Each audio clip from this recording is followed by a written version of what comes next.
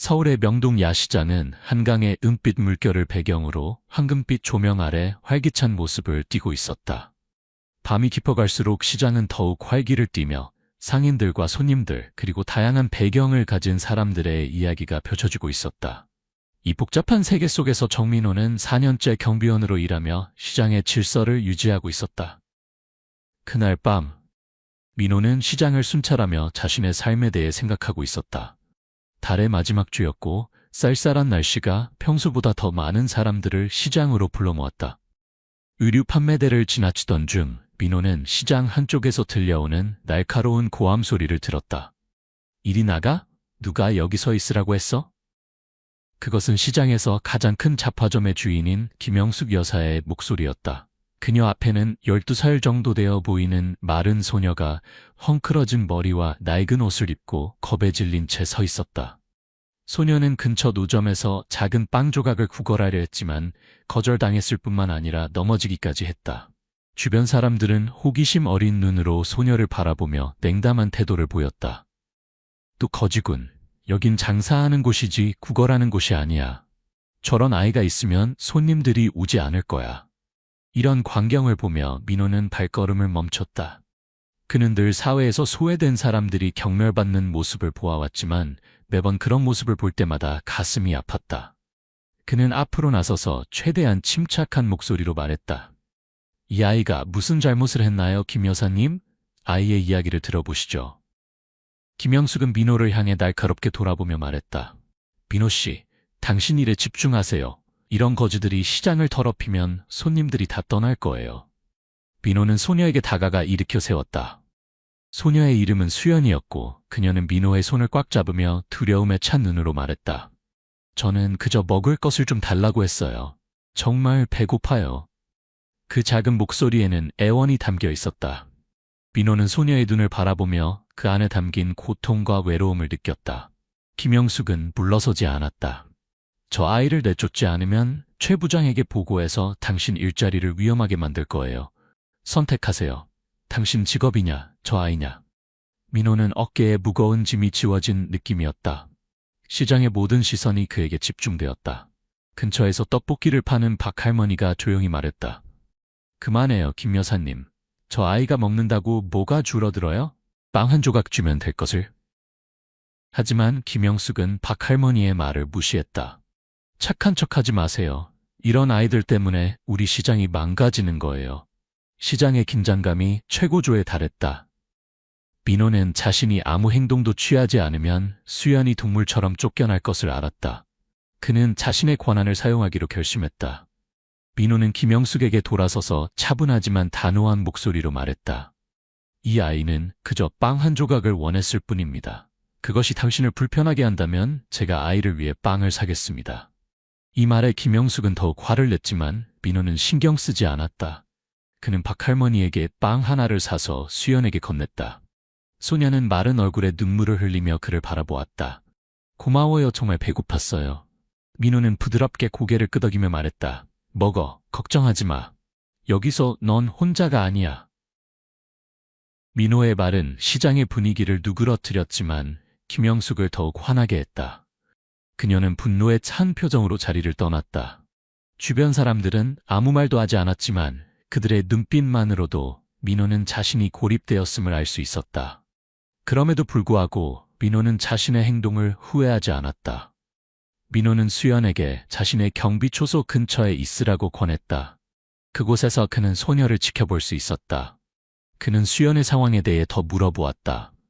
처음에는 망설이던 소녀였지만 민호의 따뜻한 격려에 그녀는 자신의 이야기를 털어놓기 시작했다. 수연의 이야기는 고통과 상실로 가득했다. 그녀의 어머니는 길거리에서 물건을 팔며 생계를 유지했지만 심각한 병에 걸려 돌아가셨다. 할머니와 함께 살았지만 할머니마저 돌아가시고 말았다. 그녀의 아버지는 부유한 사업가였지만 어머니가 돌아가셨을 때도 나타나지 않았고 할머니의 권유로 찾아갔을 때도 문을 닫아버렸다. 아버지는 부자예요. 하지만 저를 인정하지 않아요. 엄마가 돌아가셨을 때 오지도 않았어요. 할머니가 저를 데리고 아버지를 만나러 가보라고 했지만 그는 저를 보고도 아무 말도 하지 않았어요. 마치 낯선 사람처럼 문을 닫아버렸어요. 민호는 가슴이 아팠다. 수연의 이야기를 들으며 그는 어린 시절 가난 속에서 일찍 일을 시작해야 했던 자신의 모습을 떠올렸다. 적어도 그에게는 어머니가 있었다. 수연은 아무도 없었다. 넌 정말 용감한 아이구나, 수연아. 민호는 부드럽게 말했다. 많은 어려움을 겪었지만 여전히 여기 있어. 여전히 강하게. 네 어머니와 할머니는 널 정말 자랑스러워하실 거야. 수연은 민호를 바라보았고 그녀의 눈에는 감사의 빛이 어렸다. 아마도 이것은 그녀가 낯선 사람으로부터 처음으로 이해와 위로를 받는 순간이었을 것이다. 그들은 한동안 침묵 속에 앉아 있었다. 주변에는 밤바람만이 빈 거리를 스쳐 지나갔다. 민호는 침묵을 깨고 부드럽지만 단호한 목소리로 말했다. 앞으로 필요한 게 있으면 나에게 말해. 내가 많이 가진 건 아니지만 최선을 다해 도울게. 수연은 고개를 끄덕였지만 여전히 그녀의 마음속에는 걱정이 있었다. 그녀는 민호의 친절함이 오늘 시장에서 일어난 일처럼 그에게 문제를 일으킬까봐 두려웠다. 하지만 깊은 곳에서 그녀는 오랫동안 잃어버렸던 작은 희망의 불빛을 느꼈다. 민호 아저씨, 소녀가 망설이며 물었다. 사람들이 아저씨를 싫어하게 되는 것 안 무서워요? 민호는 부드럽게 웃으며 그의 눈빛은 먼 곳을 바라보고 있었다. 수연아, 내가 한 가지 배운 게 있어.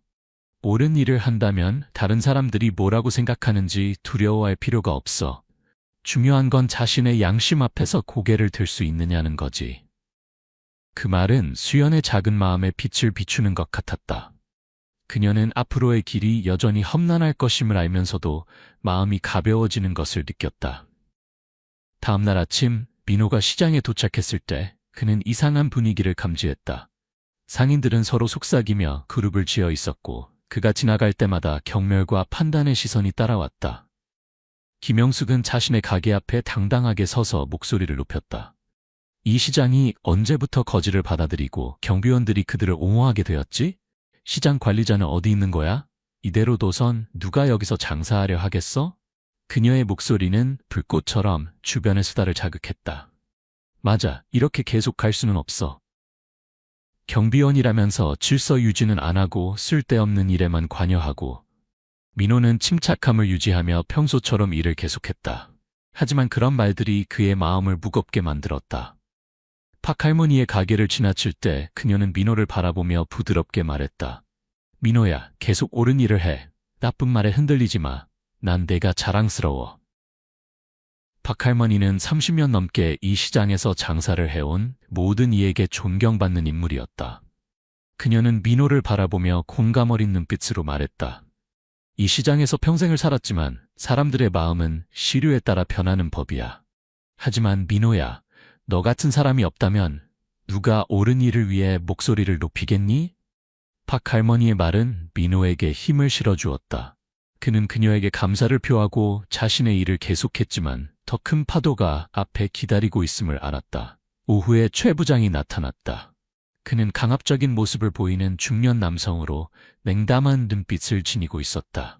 시장에 들어서자마자 김영숙이 그를 가로막았다. 최 부장님, 저 경비원은 이제 여기에 적합하지 않아요. 소란을 일으키고 시장의 손님들을 떠나게 만들고 있어요. 당장 해고해 주세요. 그녀의 목소리에는 결단력이 넘쳤고 마치 이미 승리를 손에 쥔 것처럼 자신감이 넘쳤다. 최 부장은 민호를 향해 돌아서며 자세히 살펴보았다. 민호 씨, 당신은 오랫동안 여기서 경비원으로 일해왔지만 어젯밤 일은 어떻게 된 건가요? 정말 거지를 옹호한 건가요? 민호는 차분하게 대답했다. 네, 저는 그 아이를 보호했습니다. 하지만 그 아이는 아무 잘못도 하지 않았습니다. 저는 모든 사람이 공정하게 대우받아야 한다고 생각합니다. 민호의 대답에 최 부장은 눈살을 찌푸렸다. 그는 김영숙을 돌아보았다가 다시 민호를 바라보았다. 그는 분명히 한편으로는 주요 상인인 김영숙의 이익을, 다른 한편으로는 민호의 정직함을 저울질하고 있었다. 김영숙은 계속해서 압력을 가했다. 만약 조치를 취하지 않으면 이곳에 많은 사람들이 불만을 품게 될 거예요. 이런 장면을 본 손님들이 다시 올 것 같나요? 민호의 동료 경비원인 기훈이 근처에 서 있었지만 무슨 말을 해야 할지 몰라 그저 갈등하는 눈빛을 보냈다. 기훈은 누구와도 마찰을 일으키고 싶지 않았지만 내심으로는 민호의 용기를 존경했다. 잠시 침묵이 흐른 후 기훈이 앞으로 나섰다. 그의 목소리는 약간 떨렸지만 그는 말했다. 최 부장님, 저는 민호 형이 틀리지 않았다고 생각합니다. 우리가 약자를 보호하지 않는다면 누가 그들을 보호하겠습니까? 기훈의 말에 주변 사람들은 잠시 침묵했지만 곧 김영숙이 비웃으며 말했다. 둘 다 사업에 대해 아무것도 모르는군요. 여긴 시장이지 자선단체가 아니에요. 최 부장은 한숨을 쉬었다. 그는 분명히 큰 압력을 받고 있었다. 마침내 그는 민호에게 돌아서서 엄중한 목소리로 말했다. 민호 씨, 선택권을 드리겠습니다. 그 아이를 시장에서 내보내거나 사직서를 제출하거나 결정하세요. 그 말은 민호에게 강한 타격을 주었다. 그는 모든 시선이 자신에게 집중된 것을 느꼈다. 무거운 침묵이 시장 전체를 감쌌다. 수연은 근처에 서 있었고 그녀의 눈은 눈물로 붉게 물들어 있었다. 그녀는 자신의 존재가 민호를 이런 상황에 밀어넣었다는 것을 알고 있었다. 민호 아저씨, 제 때문에 문제가 생기면 제가 떠날게요. 아저씨가 이렇게 되는 걸 원하지 않아요. 수연의 작은 목소리는 결단력으로 가득했다. 민호는 소녀를 바라보았고 그의 마음은 아픔으로 가득 찼다. 어떻게 도움이 필요한 아이를 외면할 수 있을까? 그는 최 부장을 향해 눈을 돌렸고 그의 눈빛은 확고했다. 죄송합니다만 저는 그럴 수 없습니다. 떠나야 한다면 제가 받아들이겠습니다. 그 대답은 최 부장을 놀라게 했다. 하지만 그가 더 말을 하기 전에 박 할머니가 앞으로 나섰다. 그녀의 목소리는 또렷했다. 최 부장님, 민호는 옳은 일을 했어요. 때로는 이 시장에 민호 같은 사람이 부유하지만 차가운 가게들보다 더 필요해요. 박 할머니의 말은 시장 전체를 조용하게 만들었지만 김영숙은 여전히 물러서지 않았다. 그녀는 몸을 돌려 떠났지만 비꼬는 말을 남기는 것을 잊지 않았다. 기다려봐요. 좋은 사람 노릇해서 뭘 얻는지. 민호는 자신을 지지해준 사람들이 있어 약간의 안도감을 느꼈다. 하지만 그는 이 결정이 자신뿐만 아니라 수연에게도 더 어려운 상황을 만들 것임을 알고 있었다. 소문은 빠르게 퍼졌다. 민호가 최 부장의 요구를 거부했다는 소식은 시장 전체에 퍼져 다양한 반응을 불러일으켰다. 일부 사람들에게 민호는 선함과 정직함의 상징이었지만 다른 많은 사람들에게 그는 그저 자신의 위치를 모르는 주제넘은 사람에 불과했다. 그날 아침 민호가 시장에 들어서자 공기가 평소보다 차갑게 느껴졌다. 살펴보는 눈빛들, 속삭이는 수다가 그가 지나갈 때마다 들려왔다. 저 사람 정말 바보지. 거지 하나 때문에 자신의 일자리를 망치다니. 하긴 그의 용기는 존경할 만해. 누가 그처럼 나설 수 있겠어? 김영숙은 여전히 가장 큰 목소리로 불만을 표현했다. 그녀는 가게 한가운데 서서 민호를 향해 손가락을 가리키며 비꼬는 목소리로 말했다. 저것 봐요. 우리 시장을 저런 사람이 지킨다면 도대체 무슨 신용이 있겠어요? 그런 말들은 민호의 마음을 아프게 했지만 그는 침묵을 지켰다. 지금 어떤 반박을 해도 상황만 더 악화될 것임을 알았다. 그는 수연이 웅크리고 앉아있는 익숙한 구석으로 걸어갔다. 민호 아저씨, 소녀의 목소리가 떨렸다. 미안해요. 모두 제 잘못이에요. 민호는 소녀 옆에 앉아 부드럽게 그녀의 어깨에 손을 얹었다. 아니야, 수연아. 네가 잘못한 게 아니야. 잘못된 건 사람들이 너를 바라보는 방식이야. 난 그저 양심이 시키는 대로 했을 뿐이야. 수연은 고개를 숙이고 눈물이 한 방울씩 떨어졌다. 하루 중반, 최 부장이 민호를 사무실로 불렀다. 그의 얼굴은 침착했지만 그의 눈빛은 엄중함을 보여주었다. 민호 씨, 결정을 바꿀 기회를 드렸지만 여전히 이 길을 선택하셨군요. 다른 선택지가 없습니다. 사직서를 작성하고 오늘 내로 인수인계하세요. 그 말은 민호의 가슴을 찌르는 것 같았다. 그는 4년간 제2의 집이라 여겼던 이곳을 떠나야 한다는 것을 이해했다. 하지만 민호는 후회하지 않았다. 그는 최 부장을 바라보며 차분히 고개를 끄덕였다. 여기서 일할 기회를 주셔서 감사합니다. 하지만 저는 제가 옳다고 믿는 것을 포기할 수 없습니다. 사무실을 나서며 민호는 발걸음이 무거웠다. 하지만 시장으로 내려가 구석에서 기다리는 수연을 보자 그의 마음은 가벼워졌다. 그날 저녁 민호는 시장의 모든 사람들에게 작별 인사를 하기로 했다. 그는 행상들 사이를 지나며 지난 몇 년간 자신과 함께 해준 모든 이들에게 감사의 말을 전했다. 박 할머니, 항상 저를 응원해 주셔서 감사합니다. 할머니의 말씀은 제가 무너지지 않는 힘이 되었어요. 박 할머니는 눈물이 글썽거리며 민호의 손을 꽉 잡았다. 민호야, 난 네가 자랑스러워. 절대 변하지 마. 살아가는 대로 계속 살아가렴. 시장 끝에 이르렀을 때 민호는 조용히 서 있는 기훈을 발견했다. 민호는 다가가 그의 어깨를 토닥였다. 도와줘서 고마워, 기훈아. 행운을 빌어. 기훈은 고개를 숙이고 목소리가 떨렸다. 형, 미안해요. 더 많이 도와드렸어야 했는데 너무 비겁했어요. 민호는 미소를 지으며 따뜻한 목소리로 말했다. 괜찮아, 기훈아. 그저 옳은 일에 등을 돌리지 않길 바랄 뿐이야. 마지막으로 민호는 시장을 한 번 더 둘러보았다. 황금빛 조명 아래 4년간 그와 함께했던 상점들과 사람들이 향수 어린 그림처럼 그려졌다. 그는 깊게 숨을 들이마셨다. 마치 이 광경을 가슴에 새기려는 듯이. 명동 야시장, 민호는 속삭였다. 의미 있는 시간을 주어서 고마워. 이것은 끝이 아니라 새로운 시작이야. 그리고 그는 몸을 돌려 걸어갔다.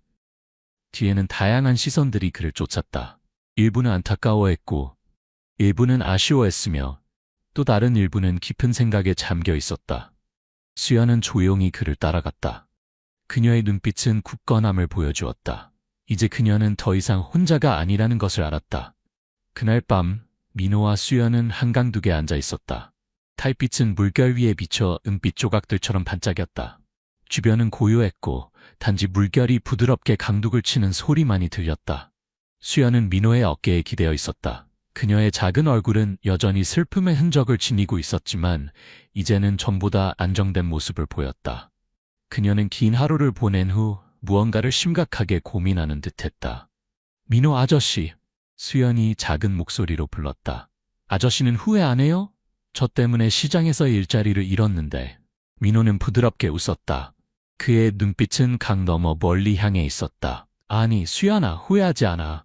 때로는 옳은 일을 하기 위해 소중한 것을 잃기도 하지만 그것은 항상 가치 있는 일이야. 민호의 대답에 수연은 한동안 침묵했다. 그녀는 민호의 손을 꽉 잡았다. 마치 위안과 보호를 찾는 것처럼. 민호는 그것을 느꼈고 그녀의 머리를 부드럽게 쓰다듬었다. 한편 강남의 한 고급 저택에서 윤재혁 수연의 아버지는 넓은 거실에 홀로 앉아 있었다. 그는 성공한 사업가로 많은 재산을 가지고 있었지만 지금 그의 얼굴은 깊은 생각에 잠겨 있었다. 그의 손에는 오래된 사진 한 장이 들려 있었다. 젊은 여성과 그녀의 품에 안긴 어린 아이의 사진이었다. 재혁의 눈에는 후회의 빛이 어렸다. 그는 자신과 수연의 어머니가 함께 행복했던 시절을 회상했다. 하지만 야망과 바쁜 일상이 그를 가족으로부터 멀어지게 했다. 수연의 어머니가 세상을 떠났을 때 그는 자신의 작은 딸과 마주하는 것을 피했다. 어머니의 장례식에 나타나지도 않았고 수연이 할머니와 함께 그를 찾아왔을 때 문을 닫아버렸다. 어떻게 지내고 있을까? 그는 중얼거렸다. 목소리는 쉬어 있었다. 겉으로는 냉정해 보였지만 재혁은 수연의 이미지가 항상 그를 따라다닌다는 것을 부정할 수 없었다. 그는 자신이 딸을 받아들이지 않은 것이 잘못이라는 것을 알았지만 어떻게 그 실수를 바로잡아야 할지 몰랐다. 그의 후회는 매일 밤 그를 괴롭혔고 그는 종종 사진을 바라보며 자신을 책망했다. 다음 날 아침 민호는 수연과 함께 새로운 거처를 찾아 나섰다. 그는 소녀를 보호하기 위해 더 구체적인 계획이 필요하다는 것을 알았다. 하지만 둘이 막 강변을 떠나려 할 때 고급차 한 대가 갑자기 그들 앞에 멈춰섰다. 차 문이 열리고 정장을 입은 한 남자가 내렸다. 윤재혁, 민호가 알지 못하는 사람이었지만 그의 단호하고 통증이 어린 눈빛은 민호의 시선을 사로잡았다. 수연아, 재혁의 목소리가 떨렸다. 수연은 그 자리에 얼어붙었다. 그녀의 눈은 커졌다가 이내 바닥을 응시하며 아버지의 시선을 피했다. 민호는 소녀의 작은 몸에서 긴장이 느껴졌다. 그는 보호하는 의미로 수연의 어깨에 손을 올렸다. 당신은 누구십니까? 민호가 차분하지만 경계하는 목소리로 물었다. 저는 윤재혁입니다. 수연의 아버지입니다. 그 말에 민호는 놀랐다. 그는 수연을 바라보았지만 소녀는 침묵한 채 손으로 옷자락을 꽉 쥐고 있었다. 민호는 다시 재혁을 바라보며 그의 목소리엔 의심이 묻어났다. 당신이 정말 수연의 아버지라면 왜 그녀를 이렇게 고통스럽게 방치했습니까? 재혁은 민호의 질문에 고개를 숙였다. 마치 그 질문이 그의 자존심에 강한 타격을 준 것처럼 그는 깊게 숨을 들이쉬고 천천히 말했다. 제가 잘못했습니다. 아버지로서의 책임을 다하지 않았습니다. 하지만 이제는 실수를 바로잡고 싶습니다. 제발 제 딸을 집으로 데려가게 해주세요. 수연이 갑자기 고개를 들었다. 그녀의 눈은 분노와 상처로 가득 차 있었다. 이제 와서 실수를 바로잡겠다고요? 엄마가 돌아가셨을 때 아버지는 어디 있었어요? 제가 의지할 곳이 없었을 때 아버지는 어디 있었어요? 아버지는 저를 원하지 않았고 저도 아버지가 필요 없어요. 수연의 말은 재혁의 가슴을 칼로 찌르는 것 같았다. 그는 말문이 막혀 자신을 변명할 방법을 찾지 못했다. 민호가 앞으로 나서서 부드럽게 말했다. 윤재혁 씨, 정말로 보상하고 싶다면 시간이 증명하게 하세요. 수연은 말이 아니라 행동이 필요합니다. 재혁은 고개를 끄덕였다. 그의 눈에는 결단력이 빛났다. 수연아, 아빠가 미안해. 아빠가 잘못했다는 걸 알아. 하지만 널 강요하지는 않을게. 네가 받아들일 때까지 기다릴게. 얼마나 오래 걸리든지 상관없어. 수연은 대답하지 않았다. 그녀는 얼굴을 돌려 뺨을 타고 흐르는 눈물을 감추었다. 민호는 가슴이 무거워지는 것을 느꼈다. 이 만남은 수연과 재혁 모두에게 시작에 불과하다는 것을 그는 알았다. 하나의 도전적인 여정의 시작이었다. 재혁이 떠난 후 민호는 수연에게 돌아서서 부드럽게 말했다. 앞으로 무슨 일이 일어날지 모르겠지만 네가 믿음을 지킨다면 모든 것이 더 나아질 거라고 믿어. 수연은 아무 말도 하지 않았지만 그녀의 눈빛에는 작은 희망의 빛이 비치는 것 같았다. 재혁과의 감정적인 만남 이후 민호는 새로운 길을 가기로 결심했다. 더 이상 임시직으로 살 수 없다는 것을 알았다. 특히 이제 그의 곁에 수연이 있었기 때문이다. 둘 다 집이 필요했고 현재의 어려움을 극복하기 위해서는 더 안정된 삶이 필요했다. 박할머니의 소개로 민호는 시장 근처의 작은 지역사회 지원센터에서 새 일자리를 얻었다. 이 센터는 자선 식사, 기술 교육, 어려운 상황에 처한 사람들을 위한 거처 찾기를 제공하는 곳이었다. 첫날부터 민호는 그곳의 따뜻한 분위기와 나눔의 정신을 느낄 수 있었다. 그러나 모든 것이 순탄하지는 않았다. 하철기라는 센터의 고위 관리자는 첫 만남부터 민호에게 경멸적인 태도를 보였다. 그는 자신의 생각을 다른 사람들에게 강요하고 공개적으로 비판하는 것으로 악명 높았다. 민호가 노숙 아동들을 위한 지원 계획을 발표하기 위해 회의실에 들어갔을 때 하철기는 그의 말을 가로챘다. 민호 씨, 당신의 아이디어는 좋게 들리지만 이런 일을 관리할 경험이 충분한가요? 우리는 영웅놀이를 하거나 그저 보여주기 위해 여기 온 사람들이 필요하지 않습니다. 하철기의 말은 민호를 깜짝 놀라게 했다. 비판에 익숙해져 있긴 했지만 그런 명백한 경멸적인 태도는 그에게 압박감을 주었다. 그는 깊게 숨을 들이쉬고 침착함을 유지하며 대답했다. 하철기님, 저는 제가 가장 유능한 사람이라고 주장하지 않습니다. 하지만 진심과 노력으로 우리가 지역사회에 유익한 일을 할 수 있다고 믿습니다. 하철기는 비웃으며 대답했다. 알겠습니다. 당신이 무엇을 할 수 있는지 지켜보겠습니다. 하지만 기억하세요. 여기서는 작은 실수 하나만으로도 두 번째 기회는 없습니다. 다음 며칠 동안 민호는 쉬지 않고 일했다. 차선 식사 계획부터 후원자 찾기, 노숙자 지역 직접 방문까지 그는 도움이 필요한 이들을 적시에 지원하기 위해 노력했다. 수연은 항상 그의 곁에 있었고 음식 배분이나 또래 아이들과 대화하기 같은 작은 일들을 도왔다. 하지만 진짜 어려움은 민호의 프로젝트 진행 상황을 보고하는 중요한 회의에서 하철기 갑작스럽게 민호를 비난했을 때 시작되었다. 민호 씨의 프로젝트는 너무 많은 자원을 소비하고 있지만 결과는 보이지 않습니다. 우리는 개인적인 감정이 공통의 목표에 영향을 미치게 할 수 없습니다. 그런 말들은 민호를 당황하게 했을 뿐만 아니라 다른 직원들도 그를 의심하기 시작했다. 몇몇 사람들이 속삭였다. 하철기가 맞을지도 몰라. 민호는 경험이 많지 않아. 과연 이 일을 해낼 수 있을까? 맞아. 이 프로젝트는 너무 큰데 능력 부족한 사람이 맡기엔 무리야. 회의 후 센터로 돌아온 민호는 마음이 무거웠다. 하지만 그때 박 할머니가 깜짝 방문했다.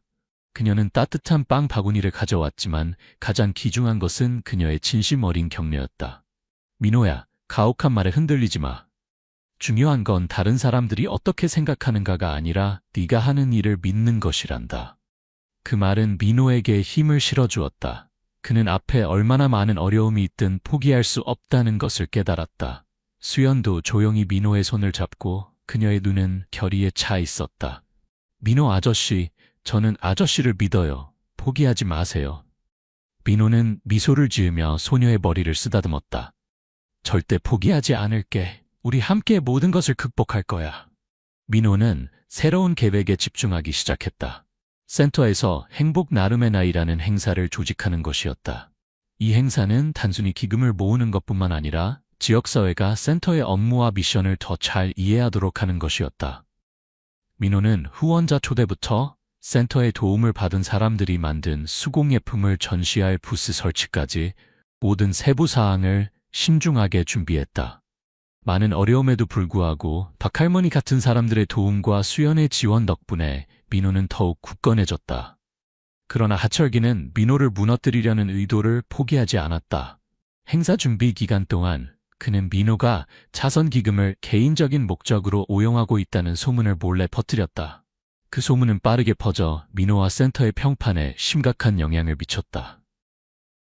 민호는 자신과 그를 지지하는 사람들의 노력이 물거품이 되지 않으려면 즉시 행동해야 한다는 것을 알았다. 그는 긴급 회의에서 하철기와 직접 대면하기로 결정했다. 그는 하철기에게 그의 비난에 대한 증거를 제시할 것을 솔직하게 요구했다. 하철기는 침착해 보였지만 분명히 구체적인 증거가 없었다. 민호는 모든 사람들 앞에 서서 분명하고 강한 목소리로 말했다. 신뢰는 쉽게 얻을 수 없다는 것을 알고 있습니다. 하지만 저는 진실이 항상 최선의 답이라고 믿습니다. 제 행동에 의심 있는 분이 계시다면 함께 모든 문서와 숫자를 검토해 보시죠. 저는 모든 것을 투명하게 공개할 준비가 되어 있습니다. 민호의 결단력은 많은 사람들의 존경을 불러일으켰다.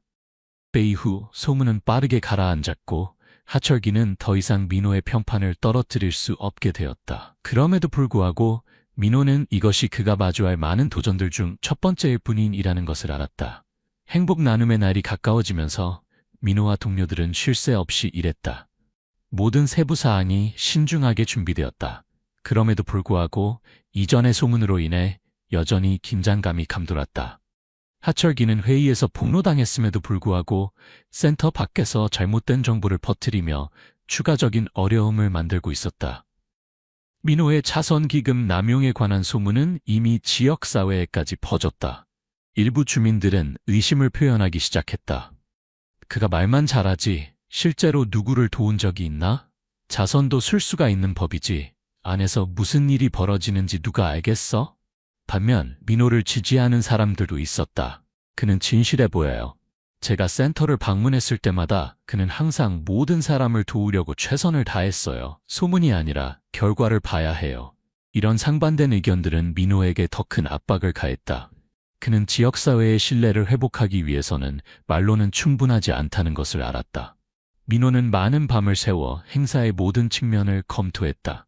모든 것이 완벽해야 했고 실수할 여지가 없었다. 행사 당일 한강 근처의 넓은 공터에 부스가 설치되었다. 아침부터 사람들이 몰려들었고 모두 행사에 참여하기를 기대했다. 수연과 다른 어린 자원봉사자들은 전단지를 나눠주고 방문객들을 안내했다. 소녀의 얼굴에는 오랜만에 보는 기쁨이 가득했다. 그러나 행사가 한창 진행 중일 때 예상치 못한 사건이 발생했다. 정체불명의 무리가 나타나 민호와 센터를 비난하는 현수막을 들고 나타났다. 그들은 큰 소리로 외쳤다. 속는 사람들에게 정의를, 선의가 악용되게 하지 마세요. 군중은 빠르게 동요했고 많은 사람들이 호기심에 멈춰서서 지켜보았다. 시위대의 몇몇 사람들은 민호와 센터가 자선을 가장해 이익을 취하고 있다고 목소리를 높였다. 민호는 침착하게 무대로 올라가 마이크를 뒀다. 그의 목소리는 분명했고 다소 엄중했다. 여러분, 지난 몇 주 동안의 소문으로 많은 분들이 의구심을 가지고 계시다는 것을 이해합니다. 하지만 저는 센터가 하는 모든 일이 투명하고 약자를 돕는 것을 목표로 한다는 것을 확인드립니다. 민호의 말에 군중은 잠시 조용해졌지만 시위대는 여전히 소란을 피웠다. 한 사람이 소리쳤다. 그렇게 투명하다면 왜 모든 재정 자료를 공개하지 않나요? 누가 비리가 없다고 보장할 수 있나요?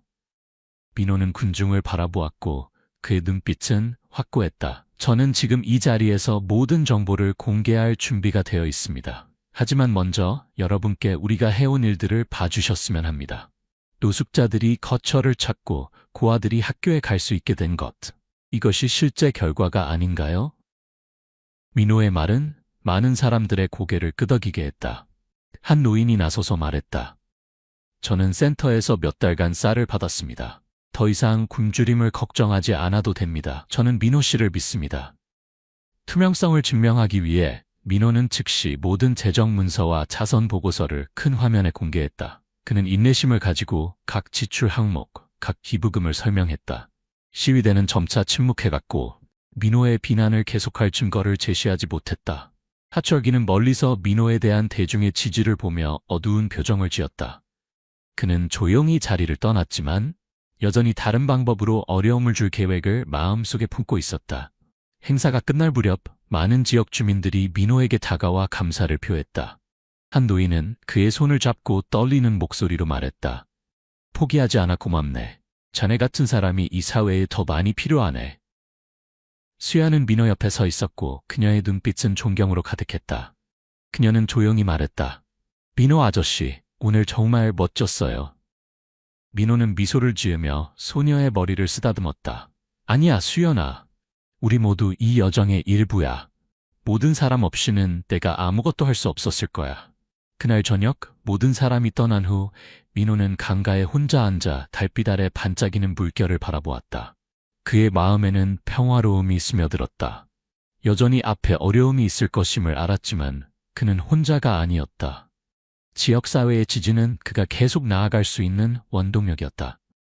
앞으로의 길이 아무리 험난해도 행복 나눔의 날 행사 이후 민호는 지역사회로부터 더 많은 지지를 받게 되었지만 그는 의심과 갈등이 완전히 끝나지 않았음을 알고 있었다. 모든 의혹을 완전히 해소하기 위해 민호는 지역사회 지원센터에서 공개 회의를 제안했다. 이 자리는 모든 사람들이 의견을 표현하고 질문을 하고 민호와 센터의 노력을 직접 확인할 수 있는 기회였다. 회의 전 며칠 동안 민호는 모든 시간을 투명한 문서 준비에 쏟았다. 재정보고서, 사진, 그리고 이미 진행된 프로젝트들의 정보를 포함해 모든 것을 공개했다. 그럼에도 불구하고 그의 어깨에는 무거운 짐이 느껴졌다. 예민한 아이의 직감으로 수연은 민호의 눈빛에서 걱정을 감지했다. 민호 아저씨, 걱정 마세요. 사람들이 아저씨를 이해할 거예요. 소녀는 부드럽게 말했고 그녀의 눈빛에는 신뢰가 담겨 있었다. 그 격려의 말에 민호는 미소를 지었다. 그는 부드럽게 수연의 머리를 쓰다듬었다. 고마워, 수연아. 아저씨는 자신을 위해서만이 아니라 너와 같이 아저씨를 믿어주는 모든 사람들을 위해 최선을 다할 거야. 회의는 작은 공간에서 열렸지만 긴장감으로 가득했다. 참석자들은 다양했다. 시장의 상인들, 센터의 자원봉사자들, 센터의 도움을 받은 지역 주민들, 그리고 민호를 의심했던 사람들까지 모두 자리에 앉았다. 처음에는 긴장된 분위기가 감돌았으나 민호는 침착함을 유지했다. 민호가 단상에 올라서자 그의 눈은 군중을 훑었다. 그는 깊게 숨을 들이마시고 따뜻하고 진실된 목소리로 말하기 시작했다. 오늘 이 자리에 함께해 주신 모든 분들께 감사드립니다. 지난 몇 주간 많은 오해와 의심이 있었습니다. 오늘 저는 여러분의 모든 질문에 답하고 더 중요하게는 이 센터가 해온 일들을 공유하고 싶습니다. 민호는 차례로 보고서, 사진, 그리고 센터가 실행한 프로젝트의 구체적인 결과를 제시했다. 그는 모든 자원이 투명하게 사용되었으며 그의 유일한 목표는 약자를 돕는 것이라고 강조했다. 민호의 발표가 끝나자 방 안에 침묵이 흘렀다. 그러나 곧 그 침묵은 한 사람에 의해 깨졌다. 김영숙이었다. 그녀의 눈에는 더 이상 강인함과 도전적인 기색이 없었다. 대신 그녀의 얼굴에는 후회의 기색이 역력했다. 김영숙은 군중 가운데로 나서며 떨리는 목소리로 말했다. 제가 사과하고 싶습니다. 방 안의 모든 사람들이 놀라움을 금치 못했다. 모두 그녀의 말에 귀를 기울였다. 민호 씨, 내가 잘못했어요. 당신이 하는 일에 대해 나쁜 생각을 했어요. 당신의 노력과 친절함을 이해하지 못했어요. 하지만 오늘 당신이 발표한 모든 것을 들은 후 내가 얼마나 이기적이었는지 깨달았어요. 그녀는 모든 사람들을 향해 돌아서서 깊이 고개를 숙였다. 여러분, 죄송합니다. 저는 잘못된 소문을 퍼뜨리는 데 일조했고 민호 씨를 의심한 것에 대해서도 사과드립니다. 당신의 선함을 의심해서 미안해요. 그 행동은 전체 방을 조용하게 만들었다. 민호는 다가가 김영숙의 어깨를 잡고 그녀를 일으켰다. 그의 목소리는 부드러웠다. 김영숙 씨, 감사합니다. 그런 용기 있는 고백을 해주셔서. 저는 당신을 원망하지 않습니다. 오늘 이 자리에 와주셔서 기쁩니다. 김영숙의 사과는 마치 전환점과 같았다. 그녀의 인정은 공감의 물결을 불러일으켰고 방 안에 퍼져나갔다. 한때 민호를 의심했던 사람들은 이제 그를 다른 눈으로 바라보기 시작했다. 한 노인이 일어나 말했다. 민호 씨, 저도 당신을 의심했습니다. 하지만 오늘 저는 당신의 진심을 봤습니다. 우리 사회가 더 좋은 곳이 되려면 당신 같은 사람들이 필요합니다. 다른 많은 사람들도 자신의 이야기를 나누고 센터와 민호가 한 일에 대한 감사를 표했다. 공개회의는 민호가 자신의 순수성을 증명하는 자리일 뿐만 아니라 지역사회를 연결하고 나눔의 진정한 의미를 이해하는 기회가 되었다. 회의가 끝날 무렵 민호는 마이크를 들고 감정으로 가득 찬 목소리로 말했다. 오늘 이 자리에 오신 것에 감사드릴 뿐만 아니라 응원과 이해의 말씀에도 감사드립니다. 저는 여러분의 도움 없이는 이런 일을 할 수 없었을 것입니다. 이것은 저만의 성과가 아니라 더 나은 세상을 위해 선함을 믿는 우리 모두의 성과입니다. 수연은 그 근처에 서 있었고 그녀의 눈은 빛났다. 그녀에게 민호는 단순한 보호자가 아니라 영감의 원천이었다.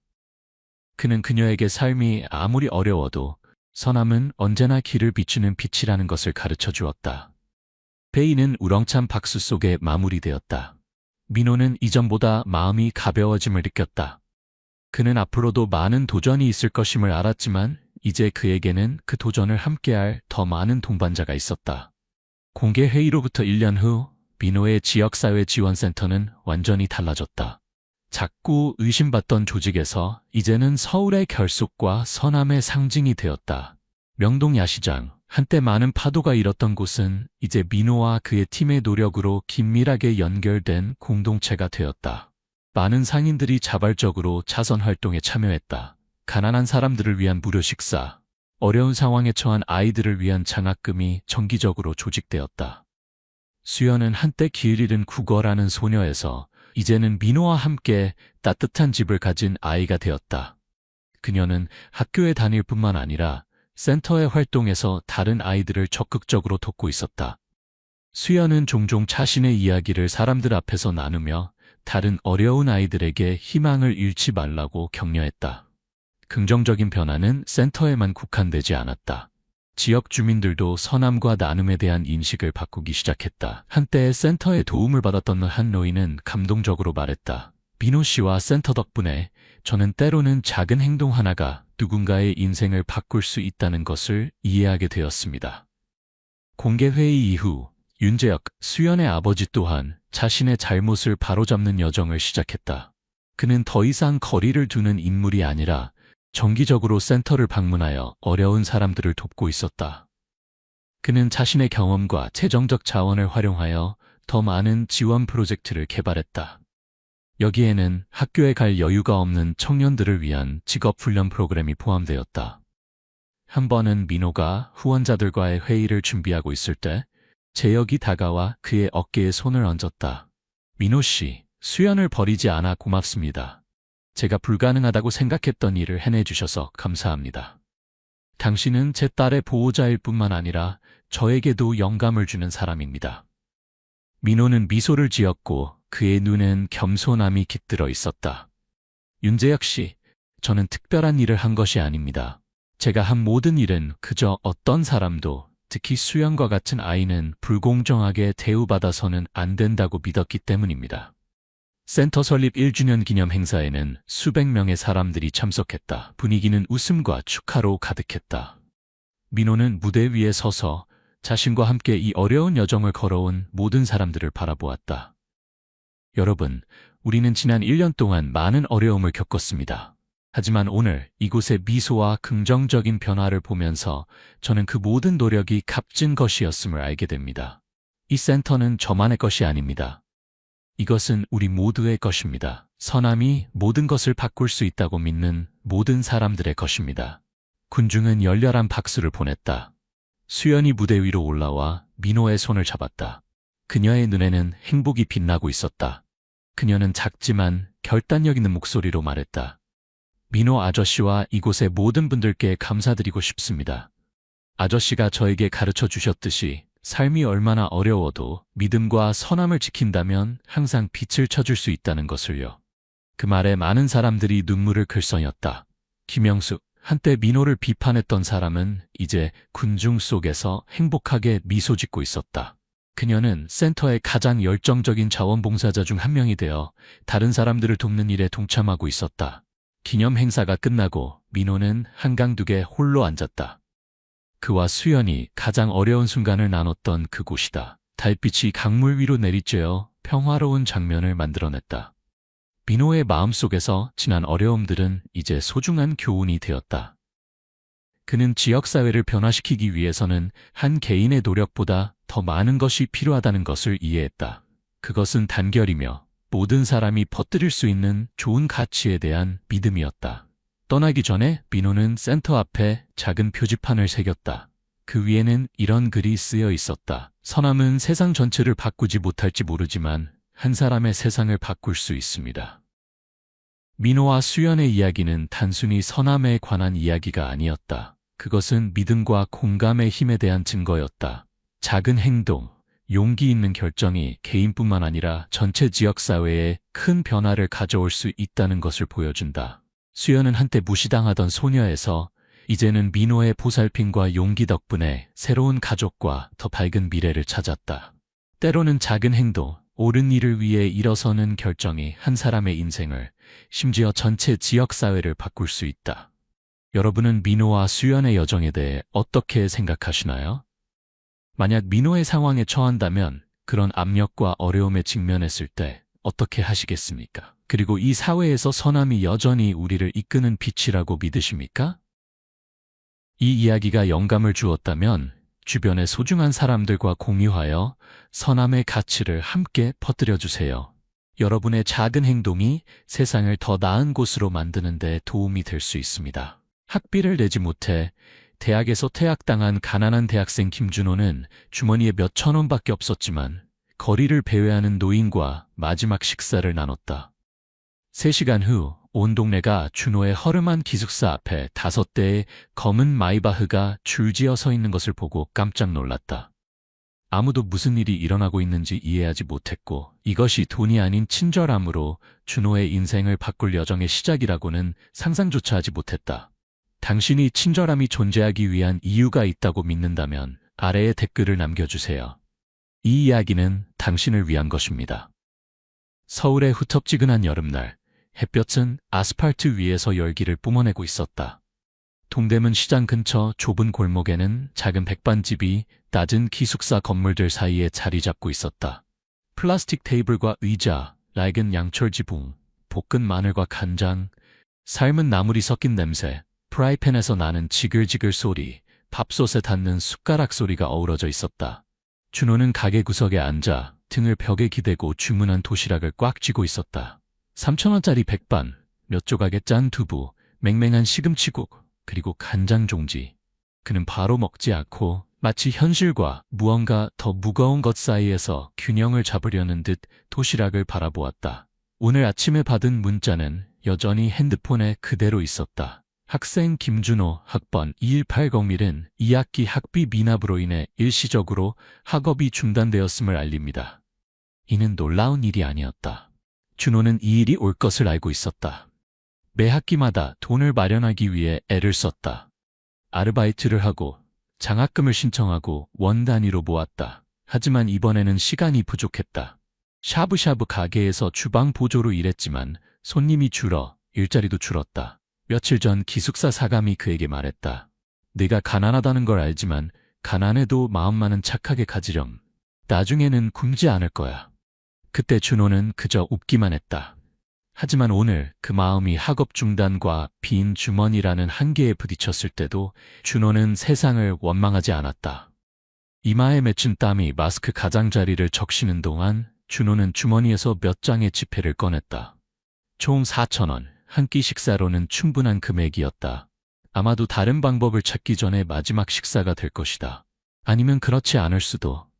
숟가락을 밥에 꽂으려는 순간 준호는 가게 근처 전봇대를 바라보았다. 기울어진 나무 그늘 아래 한 노인이 앉아 있었다. 작은 체구에 헝클어진 머리, 색이 바랜 낡은 한복, 무릎을 껴안고 이마에 땀을 닦으며 노인의 눈은 가게 안을 바라보지만 들어오진 않았다. 준호는 잠시 바라보았다. 노인은 움직이지 않고 단지 서빙되는 식사 접시를 따라 눈으로만 쫓고 있었다. 가끔 입술을 핥다가 고개를 숙이기도 했다. 물어볼 필요도 없이 준호는 이해했다. 그는 일어나 다가갔다. 할머니, 저랑 같이 밥 드시죠. 노인은 깜짝 놀랐다. 마치 그런 부드러운 목소리로 말을 거는 것에 익숙하지 않은 것 같았다. 노인은 망설이며 준호를 바라보았다. 아니, 괜찮아. 그냥 잠시 앉아서 더위를 피하려던 거야. 할머니, 저랑 드세요. 제가 대접할게요. 괜찮아요.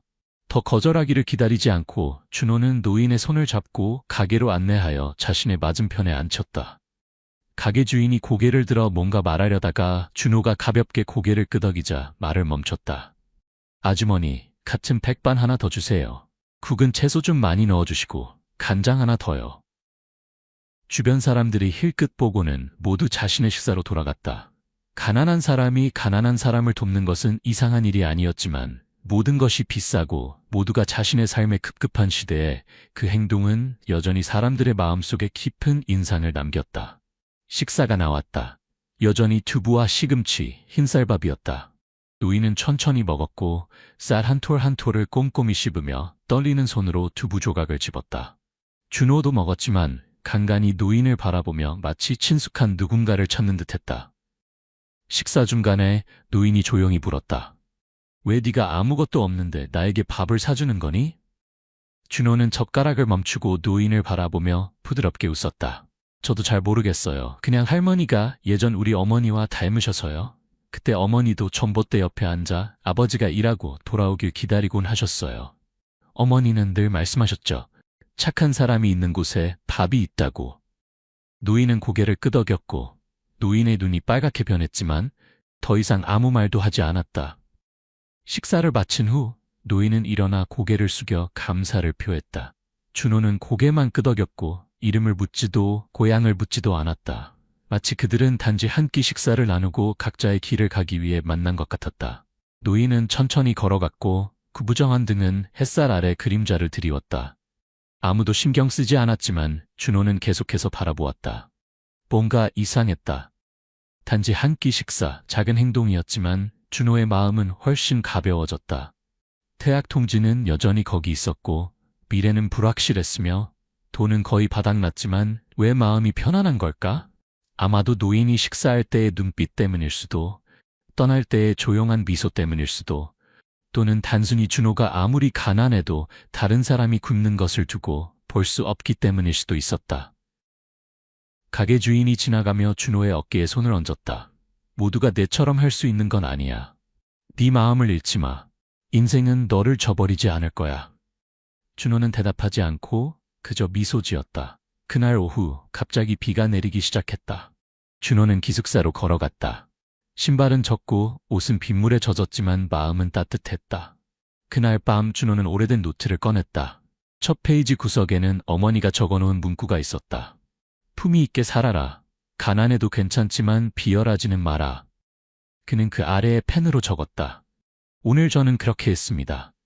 다음날 아침 준호는 다시 그 백반집에 갔지만 노인은 보이지 않았다. 가게 주인에게 물었지만 그녀는 고개를 저었다.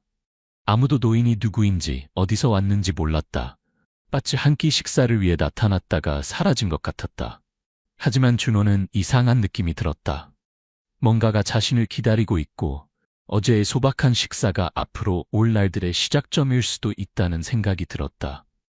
한 사람의 조용한 친절함, 작은 행동이 큰 변화를 가져올 수 있다. 서울의 오후, 그림자가 드리워지고 햇살은 녹슨 양철 지붕에서 물러나며 가난한 기숙사 구역을 무겁고 질식할 듯한 빛 속에 남겨두었다.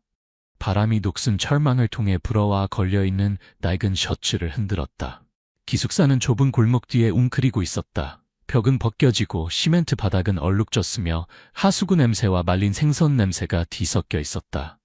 준호는 방금 백반집에서 돌아왔다. 가게 주인이 불쌍히 여겨 남은 시금치를 담아준 비닐봉지를 들고 있었다. 녹슨 자물쇠로 방문을 열려는 순간 갑자기 골목 입구에서 엔진 소리가 들려왔다. 평소의 오토바이 소리가 아니었다.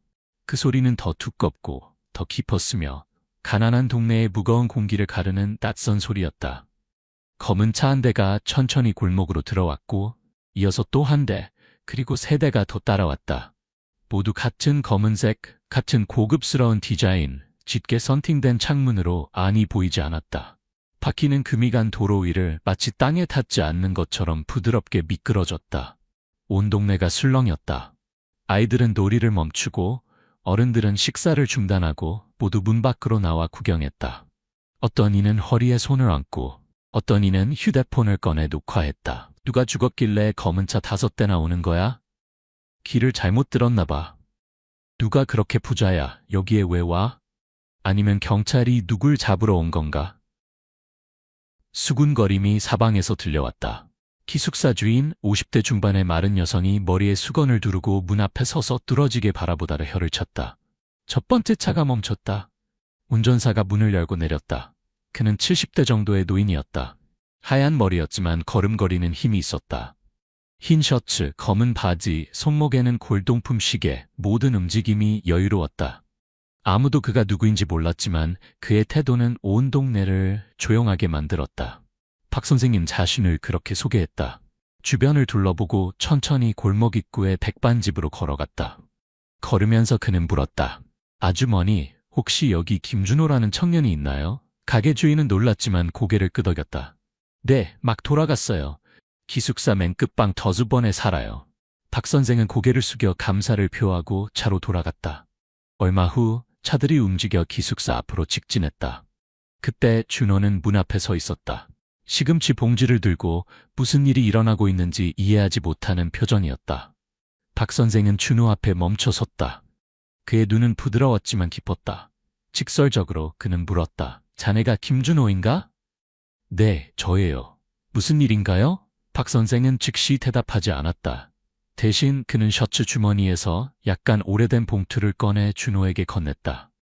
자네에게 고마움을 표하고 싶은 분의 편지야. 그분이 직접 전해달라고 부탁하셨네. 준호는 놀라며 편지를 받았다. 겉봉에는 보낸 사람의 이름이 적혀 있지 않았고 단지 보라색 잉크로 쓰인 친절한 사람에게라는 문구만 있었다. 떨리는 손으로 편지를 열었다. 준호에게 그날의 식사 감사합니다. 오랜만에 그렇게 따뜻한 식사를 했어요. 괜찮으시다면 다시 만나고 싶습니다. 말씀드릴 것이 있어요. 차가 기다리고 있을 겁니다. 동의하신다면 그냥 타시면 됩니다. 한 어머니로부터. 준호는 편지를 다 읽고 말문이 막혔다. 짧은 문장들이었지만 무게감이 느껴졌다. 그는 고개를 들어 박 선생을 바라보았다. 그 노인분이 어제 만난. 박 선생은 고개만 끄덕이고 더 말하지 않았다. 그의 눈빛만으로도 준호는 확신할 수 있었다. 주변 사람들은 다시 수군거리기 시작했다. 복권에 당첨된 걸까? 부잣집 버려진 아들일지도 몰라. 속고 있는 거 아냐? 요즘에 누가 밥 한 끼 사줬다고 잘해주겠어. 기숙사 주인이 다가와 준호의 팔을 가볍게 잡아당기며 조용히 말했다. 조심해. 세상이 그렇게 쉽게 믿을 만한 곳이 아니야. 준호는 침묵했다. 기숙사 주인의 말은 틀리지 않았지만 박 선생의 차분한 눈빛은 사기꾼 같지 않았다.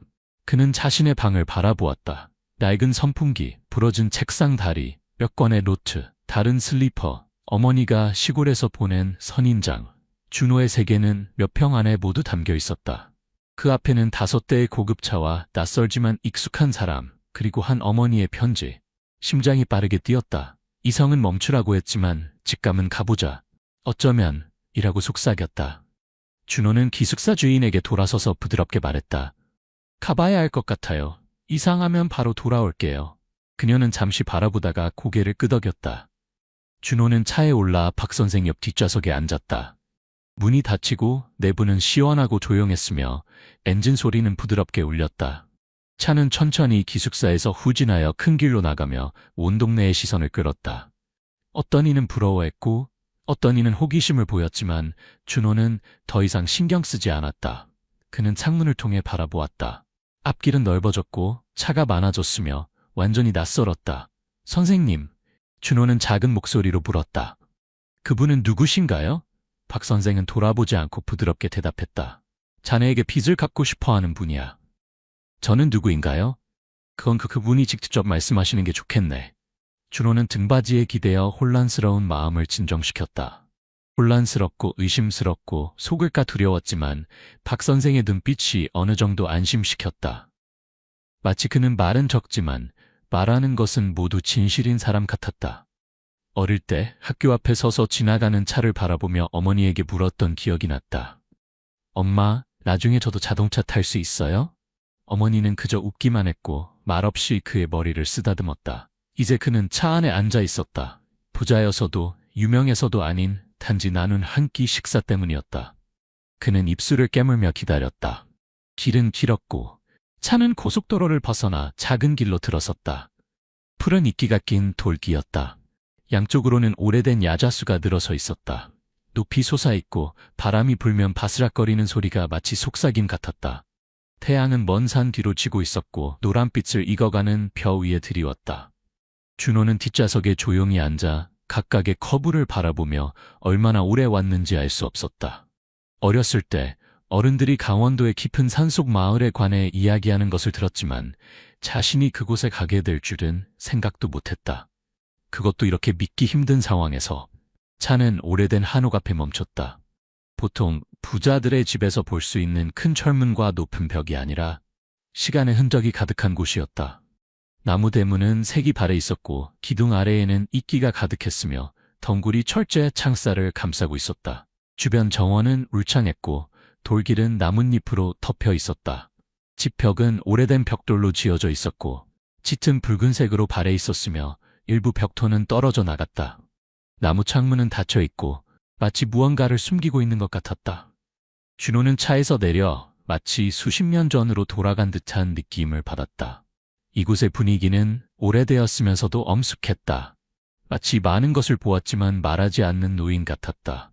박 선생은 서두르지 않았다. 그는 준호가 잠시 서 있게 한 후에야 천천히 말했다. 곧장 안으로 들어가 보게. 그분이 안채에서 기다리고 계시네. 준호는 고개를 끄덕이고 다른 돌길을 따라 한 걸음씩 걸었다. 나무 문은 가볍게 밀었을 때 삐걱거렸다. 안쪽에서는 기름등의 노란 빛이 비추고 있었다.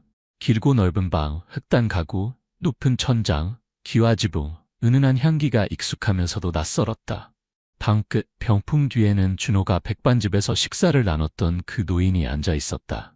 하지만 이번에는 노인은 큰 나무 의자에 똑바로 앉아 있었고 손은 무릎 위에 단정히 얹어져 있었으며 등은 기대지 않고 고개는 약간 들려 있었다.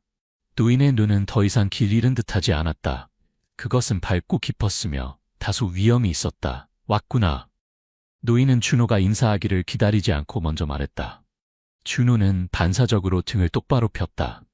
두려움 때문이 아니라 그 순간 노인이 이 집의 일부처럼 느껴졌기 때문이었다. 견고하고 예측하기 어렵고 쉽게 다가갈 수 없는, 이렇게 멀리 오게 해서 미안하구나. 하지만 편지로 할 수 없는 이야기가 있어. 준호는 고개를 끄덕였다. 괜찮습니다. 저도 모든 것을 알고 싶습니다. 노인은 가볍게 고개를 끄덕이고 준호에게 앉으라는 신호를 보냈다. 준호는 옆에 있는 작은 의자를 선택하여 적당한 거리를 유지했다. 테이블 위에는 오래된 도자기 찻주전자가 있었다. 노인은 손이 떨리지 않고 차를 따른 후 준호를 바라보았다. 내 이름은 박순자예요. 이 집은 원래 친정 집안의 것이었어. 남편은 일찍 세상을 떠났고 유일한 아들도 거의 10년 전에 죽었어. 이제는 아들의 자식인 손자 하나만 남았지. 준호는 무슨 말을 해야 할지 몰라 그저 주의 깊게 들었다. 손자는 공부도 잘하고 성공했지만 어릴 때부터 냉정하고 감정이 별로 없었어. 나중에 해외에서 돌아와 나를 시골에서 서울로 데려와 함께 살았지. 처음에는 기뻤지만 2달도 채 살지 못하고 그 아이는 내가 도시 생활에 적응하지 못한다며 양로원에 보내려 했어. 박할머니의 목소리는 높지 않았고 원망하는 투도 아니었지만 각 단어는 공기 중에 무겁게 내려앉았다. 내가 거절하자 그 아이는 화를 내더니 택시를 불러 시골로 데려다 준다며 나를 시장 근처 병원 앞에 그냥 내려놓고 가버렸어. 준호는 손을 꽉 쥐었다. 그는 밤중에 혼자 앉아있는 노인의 모습, 가족 없이 돌아갈 곳 없이 남겨진 모습을 상상했다. 나는 길거리를 배회하며 공원 벤치에서 자고 자선 식당에서 밥을 먹었어. 주는 대로 먹었지. 그러다가 어느 날 한 젊은이가 나에게 밥을 나눠줬어. 이름도 묻지 않고 외면하지도 않고 귀찮아하지도 않고. 준호는 눈을 깜빡였고 심장이 빠르게 뛰었다. 박할머니는 그를 바라보며 말했다.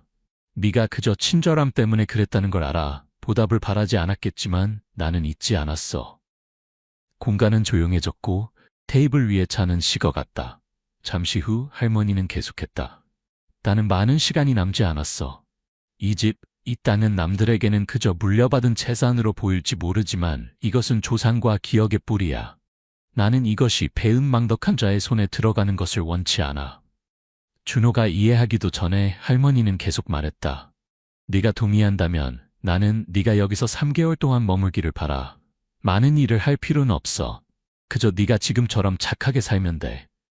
3개월 후에 내가 괜찮다고 생각하면 유언장을 작성해서 이 집을 너에게 물려줄 거야. 네가 거절한다면 내일 박 선생이 너를 서울로 데려다 줄 거고 아무도 누구에게도 빚지지 않을 거야. 준호는 놀라서 할 말을 잃었다.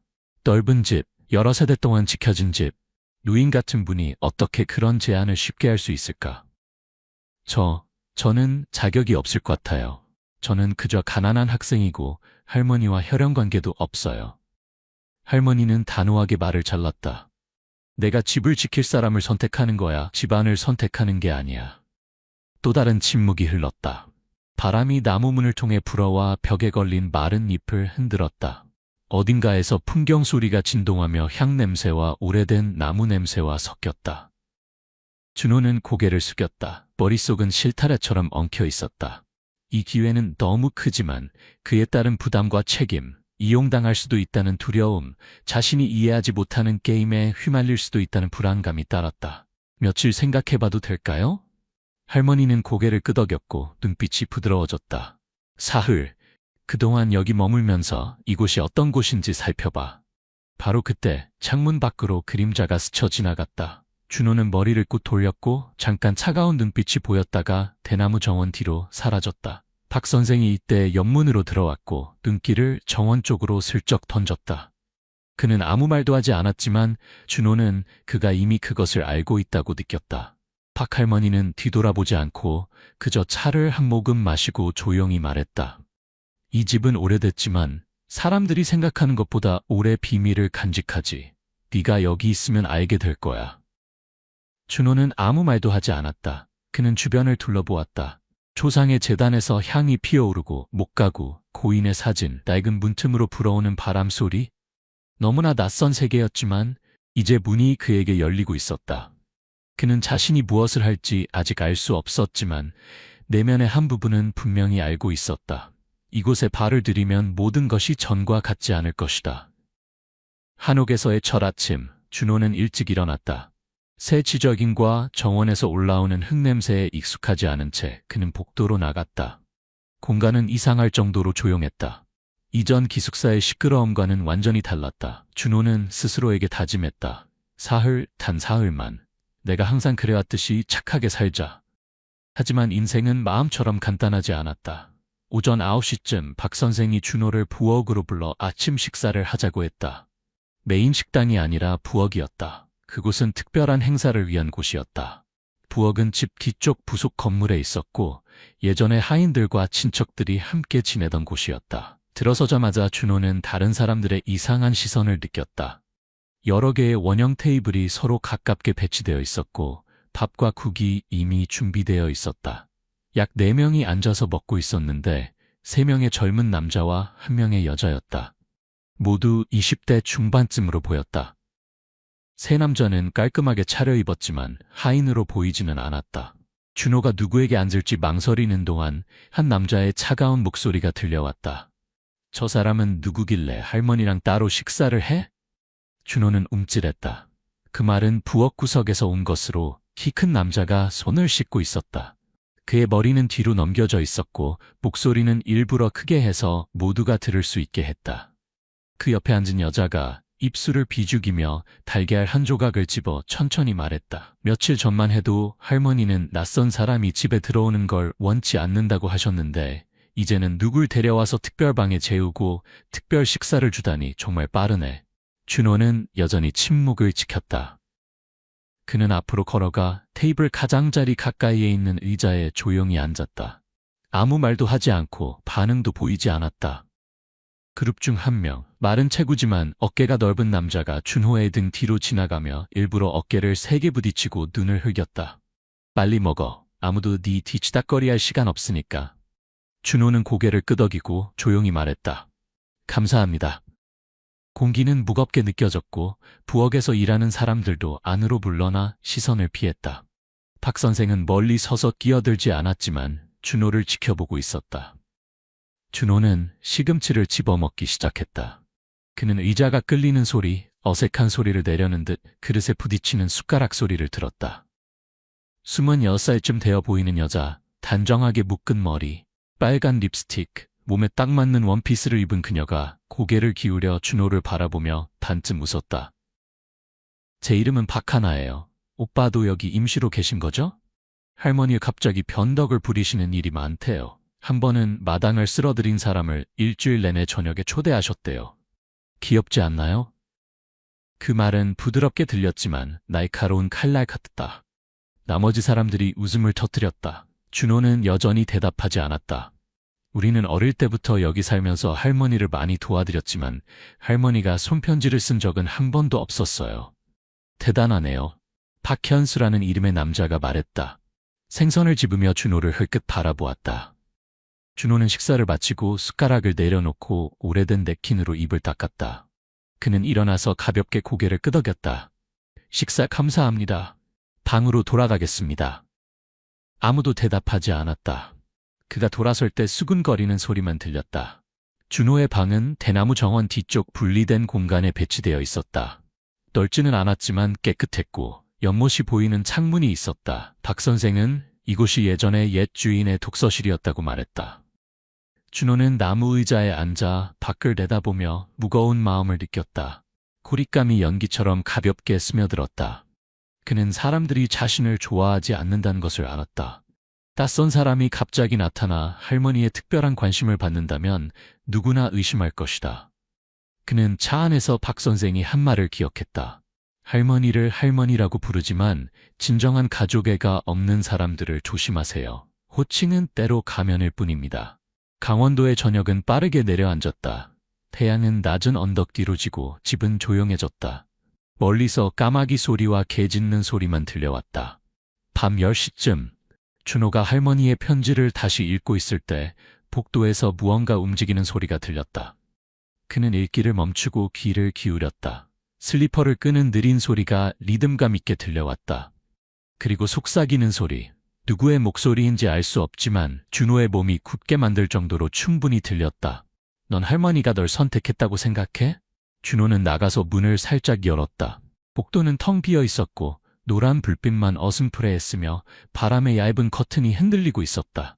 아무도 없었지만 문 손잡이에는 작은 빨간 천 조각이 묶여 있었다. 낡은 한복에서 잘라낸 것 같았다. 경고, 협박의 메시지였다. 준호는 천을 떼어 말아서 서랍에 넣었다. 공포에 질리지는 않았지만 경계심이 생겼다. 그는 이제부터 자신이 더 이상 식사에 초대된 손님이 아니라 이 집에 익숙한 사람들에게 눈엣 가시가 되었다는 것을 알았다. 하지만 그는 또 다른 것도 알고 있었다. 만약 그가 몇 개의 그림자나 수군거림 때문에 떠난다면 그의 인생은 항상 도망치는 사람으로 남을 것이다. 준호는 주먹을 꽉 쥐었다. 그는 경쟁하러 온 것은 아니지만 친절함을 증명해야 한다면 그는 주저하지 않을 것이다. 방은 다시 조용해졌다. 밖에서는 달이 정원 위로 떠올라 바닥에 은빛을 비추었고 바람이 문 사이로 불어와 천장을 살짝 흔들었다.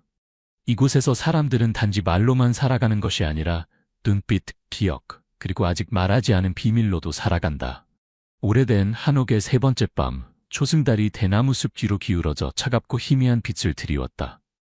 공기는 썩은 나무와 습기, 아직 꺼지지 않은 향의 냄새를 머금고 있었다. 준호는 몸을 뒤척이다 복도의 깜빡이는 등 때문에 눈을 떴다. 그것은 오래된 형광등으로 고장나기 직전에 종종 깜빡였다. 하지만 이번에는 일정한 리듬으로 깜빡이지 않았다. 밝아질 때마다 마치 누군가 스위치를 누르는 것 같았다. 준호가 몸을 일으키려는 순간 문 잠금 장치가 딸깍 소리를 내고 조용해졌다. 준호는 벌떡 일어나 방문을 확인했다. 안쪽에서 잠근 것은 여전했지만 문이 살짝 열려 있었다. 마치 누군가 열었다가 다시 닫은 것처럼.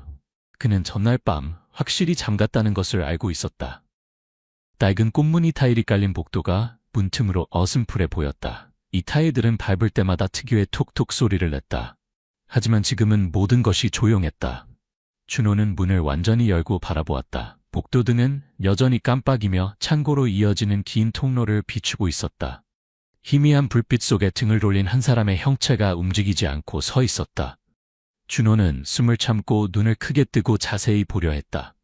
키가 크고 어깨가 약간 굽은 사람, 검은 옷을 입고 있었지만 누구인지 알 수 없었다. 준호가 한 걸음 더 나아가자 등이 갑자기 꺼졌고 복도는 어둠에 휩싸였다.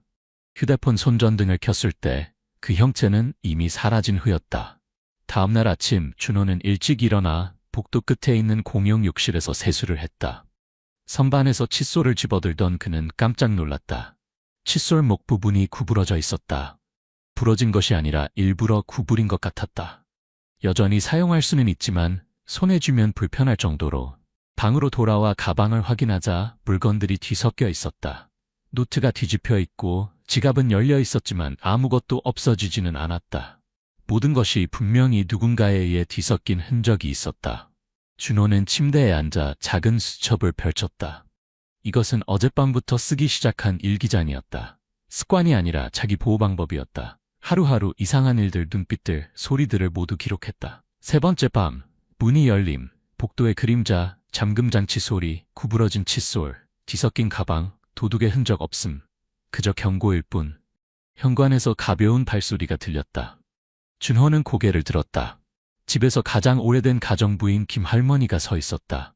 긴 머리를 높이 틀어 올리고 빗자루를 든 채 많은 것을 보았지만 말하지 않는 듯한 눈빛이었다. 그녀는 지나가다 잠시 멈추어 방 안을 힐끗 보고 조용히 물었다. 어젯밤 잘 주무셨어요? 준호는 고개를 저었고 피곤한 기색을 감추지 못했다. 약간 방해를 받았지만 괜찮아요? 김할머니는 가볍게 고개를 끄덕이고 바닥을 쓸기 시작했다. 잠시 후 그녀는 더 낮은 목소리로 말했다. 이 방은 예전에 옛 주인 방이었어요. 그 일이 있은 후로 할머니는 아무도 문을 잠그지 못하게 하셨어요. 누가 잠그면 열게 하셨죠. 준호는 몸을 돌려 물었다. 그 일이요? 김할머니는 즉시 대답하지 않고 여전히 일정한 패턴으로 타일을 쓸었다. 그리고 그녀는 조용히 말했다. 이 집에 사는 모든 사람이 할머니가 오래 사시길 바라는 건 아니에요. 오래 살수록 더 귀찮아질 뿐이죠. 준호는 등줄기가 서늘해졌다. 김할머니는 먼지와 나무 냄새를 남기고 떠났고 마치 누군가 귓가에 속삭인 것 같은 이상한 느낌만 남겼다. 아침 식사는 평범하게 진행되었다. 만약 준호가 항상 다른 세 사람의 감시하는 눈길을 받는 것을 평범하다고 부를 수 있다면 말이다. 박하나는 여전히 가벼운 목소리를 유지했다. 준호 씨가 잠을 못 주무셨다고 들었어요. 새 장소라 그런가요? 박현수는 살피는 눈길을 숨기려 하지 않았다. 박준영은 오늘따라 깔끔하게 차려입고 머리를 깔끔하게 빗어 넘기고 창가 가까이 앉아 차잔을 돌리고 있었다. 준호는 식사 내내 그의 시선을 느낄 수 있었다. 마치 어떻게 행동해야 할지 계산하는 것 같다. 식사를 마친 후 준호는 정원으로 나가 산책하며 첫날 느꼈던 평화로운 기분을 되찾고 싶었다. 하지만 부엌 뒤 복도를 돌자마자 그는 깜짝 놀랐다. 부엌 창문이 열려 있었고 그곳에 박준영의 얼굴이 보였다. 그는 거기 서서 준호를 바라보고 있었고 비웃는 미소를 짓고 있었다. 잠을 못 잤나? 그 질문은 대답이 필요 없었다. 그것은 마치 나는 네가 알고 있다는 것을 알고 있다는 확인 같았다. 준호는 대답하지 않고 돌아섰지만 머릿속에서 모든 것이 정리되기 시작했다. 이상한 징후들이 더 이상 분리되어 있지 않았다. 첫 번째 밤의 속삭임, 두 번째 밤의 빨간 천 경고. 세 번째 밤의 그림자, 열린 문, 뒤섞인 물건들.